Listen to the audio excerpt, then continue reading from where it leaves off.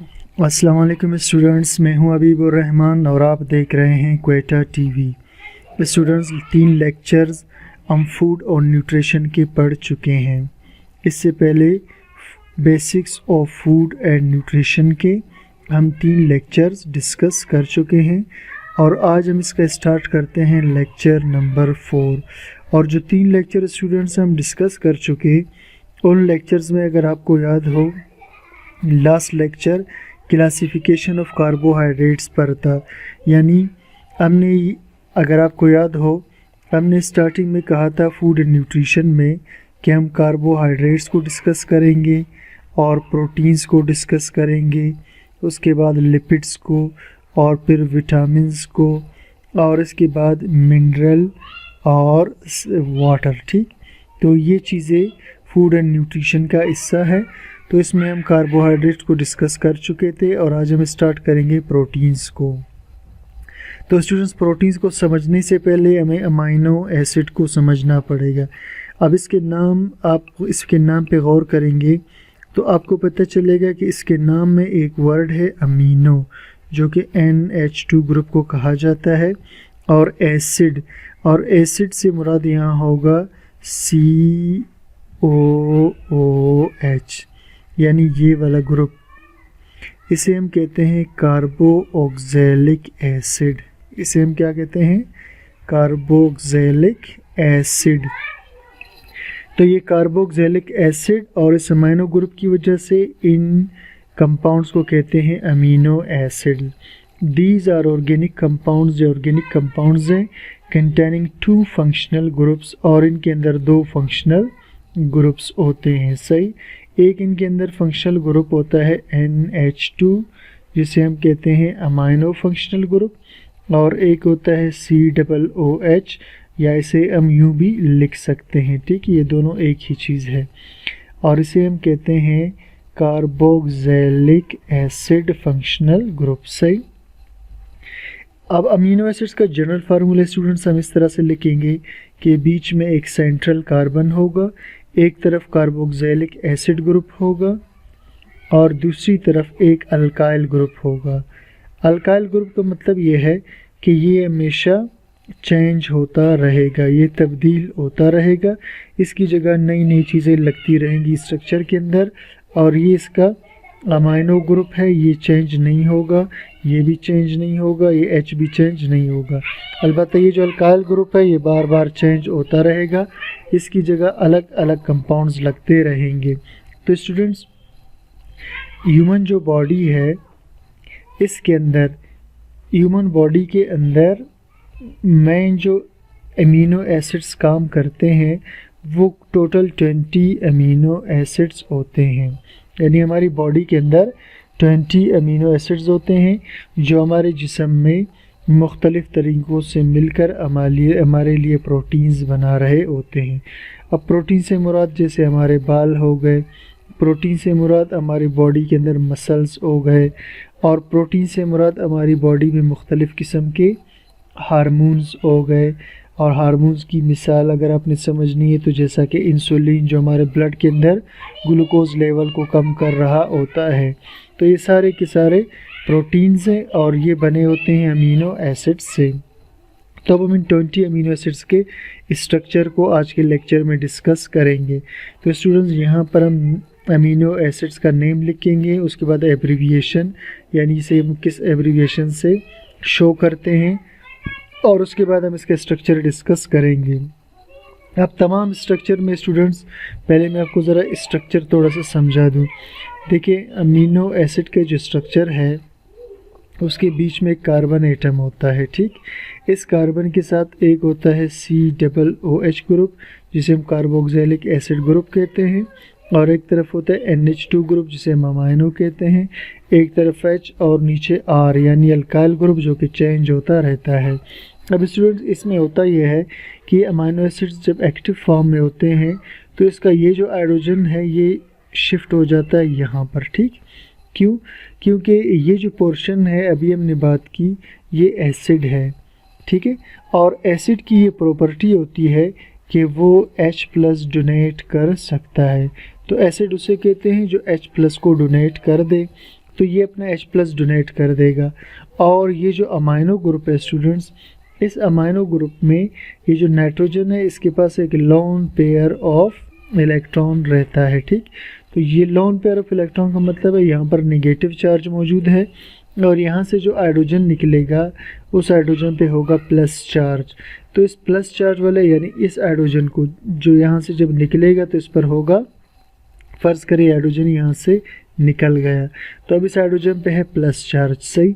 अब इस plus charge वाले को ये अमाइनो ग्रुप अपनी तरफ खींच देगा क्योंकि इस पे है नेगेटिव चार्ज इन इलेक्ट्रॉनों की वजह से। तो आने वाले हाइड्रोजन को ये जो अमाइनो ग्रुप है ये अपने साथ उसे भी जोड़ देगा, ठीक। तो इसके पास 2 के बजाय अब 3 हाइड्रोजन हो जाएंगे और इस पे आ जाएगा प्लस चार्ज और यहाँ पर आ जाएगा माइनस चार्ज। इसी स्ट्रक्चर को स्टूडेंट्स यूँ भी लिखा जा सकता है, ठीक। ये नीचे और ऊपर वाले ग्रुप को हमने चेंज नहीं किया। ये कार्बन के साथ डबल बॉन्ड ऑक्सीजन है ये वाला, फिर ये जो लास्ट वाला ऑक्सीजन है इसे हम यूँ शो करते हैं जिससे H निकल चुका है। और इस पर माइनस चार्ज कैसे आया स्टूडेंट्स, क्योंकि ये जब H के साथ जुड़ा हुआ था तो H जब यहाँ से निकल जाता है तो अपना इलेक्ट्रॉन छोड़ कर जाता है और यही इलेक्ट्रॉन इसके ऊपर आ जाता है ऑक्सीजन के ऊपर, तो इस पर माइनस चार्ज मौजूद रहता है, ठीक। और यहाँ NH3+ बन जाता है जब हाइड्रोजन यहाँ पर ऐड हो जाता है। तो ये जो स्ट्रक्चर है इसे हमने यहाँ पर शो किया हुआ है, ठीक है स्टूडेंट्स। ये स्ट्रक्चर है, ये कार्बोक्सिलिक एसिड ग्रुप हुआ इसका, ठीक। और उसके बाद ये अमाइनो ग्रुप इसका हुआ, ठीक। और उसके बाद जो है ये कार्बन वाला पोर्शन, इसे हमने अभी तक शो नहीं किया हुआ है, ठीक। अब देखें स्टूडेंट्स, सबसे पहले जो अमीनो एसिड है उसका नाम है ग्लाइसिन और उसका एब्रीविएशन है GLY। अब ग्लाइसिन के स्ट्रक्चर में क्या होगा, मैं स्ट्रक्चर डिफरेंस आपको बताता चलता हूँ, ठीक है। ग्लाइसिन में इस कार्बन के नीचे यानी R की जगह पर H लगा होगा, ठीक। और एलेनिन जिसका एब्रीविएशन ALA है, इसमें R की जगह CH3 लगा हुआ होगा, ठीक। उसके बाद हम आते हैं वैलिन के स्ट्रक्चर पर। वैलिन के स्ट्रक्चर में R की जगह यहाँ पर CH और CH3 लगा हुआ होगा, ठीक। फिर ल्यूसीन जिसका एब्रीविएशन LEU है, इसमें पहले यहाँ CH2 लगा होगा और CH2 के बाद फिर वही ग्रुप लगा होगा CH3 इस ग्रुप को कहते हैं आइसोप्रोपाइल ग्रुप, ठीक। उसके बाद स्ट्रक्चर स्टूडेंट्स आइसोल्यूसिन का। आइसोल्यूसिन के अंदर यहाँ पर CH होगा, फिर एक तरफ C2H5 यानी इथाइल ग्रुप होगा और एक तरफ मिथाइल ग्रुप होगा, ठीक। इसके बाद स्ट्रक्चर है मिथियोनिन का, ठीक है स्टूडेंट्स। इसके बाद स्ट्रक्चर आता है मिथियोनिन का और मिथियोनिन के अंदर ये जो R ग्रुप है इसकी जगह लगा होगा CH2 और CH2 के बाद यहाँ सल्फ़र होगा, उसके बाद फिर CH3 लगा हुआ होगा, तो इसे हम कहते हैं मिथियोनिन। क्या कहते हैं इसे, मिथियोनिन। इसके बाद है फिनाइल एलानिन, ठीक है। फिनाइल एलानिन में क्या होगा कि सबसे पहले यहाँ पर R की जगह CH2, उसके बाद एक बेंजीन का रिंग लगा हुआ होगा, इसे हम कहते हैं फिनाइल एलानिन। और टायरोसिन के स्ट्रक्चर भी फिनाइल एलानिन की तरह होगा, फ़र्क सिर्फ ये होगा कि टायरोसिन के स्ट्रक्चर में बेंजीन के रिंग के साथ एक OH भी लगा हुआ होगा। उसके बाद स्टूडेंट स्ट्रक्चर है ट्रिप्टोफैन का। किस चीज़ का स्टूडेंट स्ट्रक्चर है, ट्रिप्टोफैन का।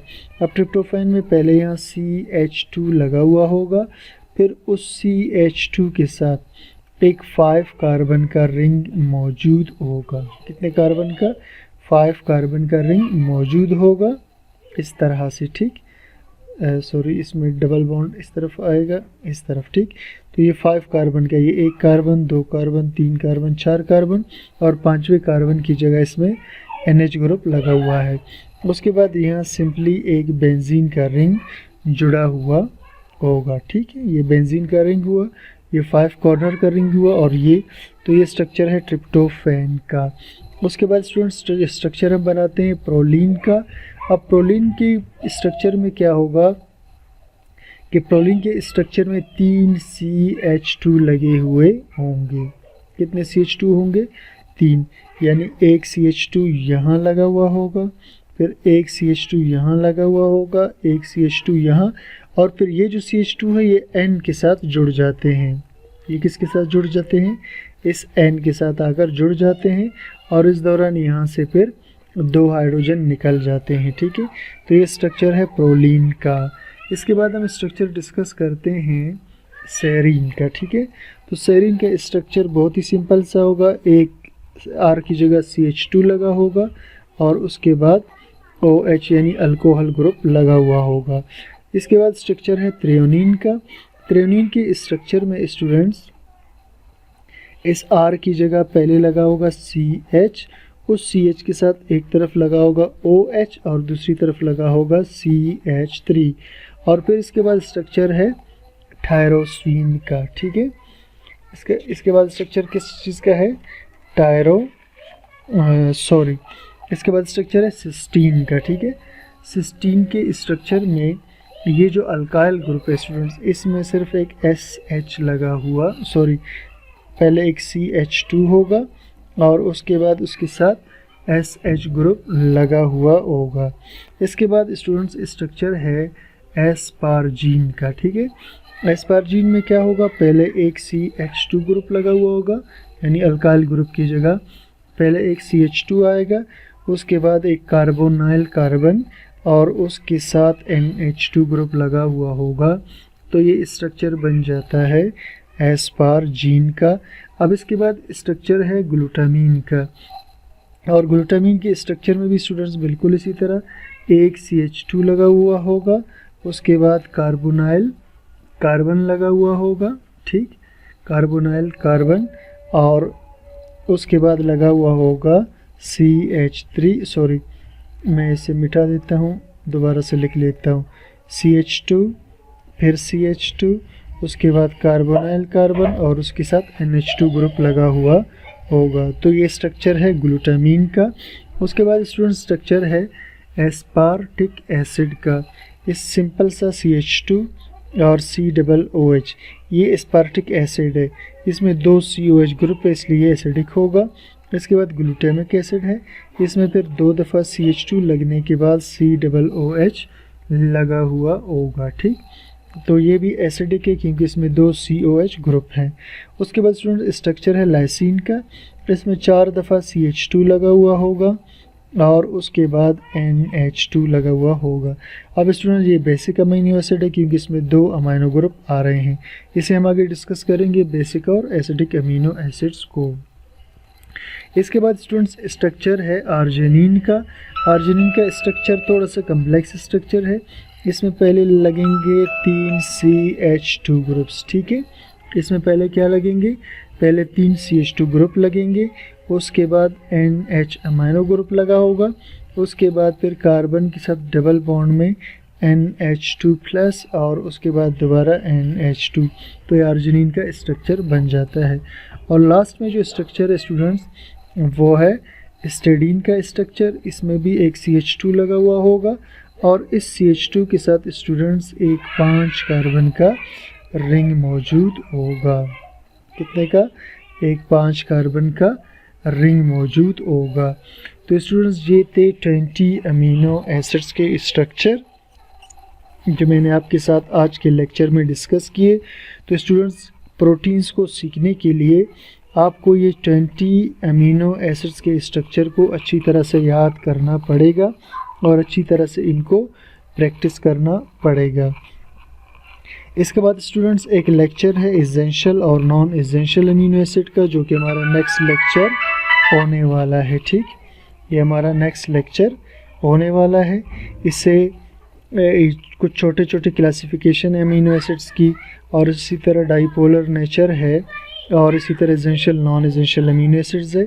इसका लेक्चर इंशाल्लाह हमारा लेक्चर नंबर 5 होगा। Thank you for watching.